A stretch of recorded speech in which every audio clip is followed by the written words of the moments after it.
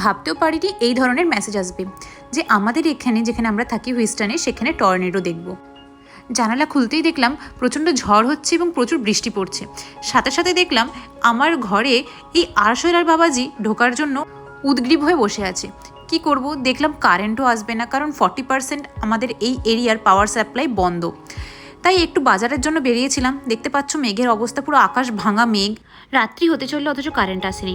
তো আমার মনে হলো এর থেকে আমাদের ঘরের ওখানে আমফানের তীব্রতা এবং শক্তি অনেকটাই বেশি ছিল, এবং আমফানের পরেও 24 ঘন্টার মধ্যে সেখানে কারেন্ট ইলেকট্রিসিটিও দিয়ে দিয়েছিল। অথচ এখানে দিন গড়িয়ে রাত হতে চললো, অথচ ইলেকট্রিসিটি পেলাম না। আমাদের এখানে পুরোটাই ডিপেন্ডেন্ট ইলেকট্রিসিটির ওপরে। ইলেকট্রিসিটি না থাকলে না গ্যাস লাইট কিছুই জ্বলছিল না। এখানে ট্রাফিক সিগন্যালও একটা এরিয়ার একেবারেই কাজ করছিল না। আমরা প্রায় 16 ঘন্টা পরে ইলেকট্রিক সাপ্লাই পেয়েছিলাম। যাই হোক, বাই বাই, এখন আবার দেখা হচ্ছে পরে ভিডিওতে।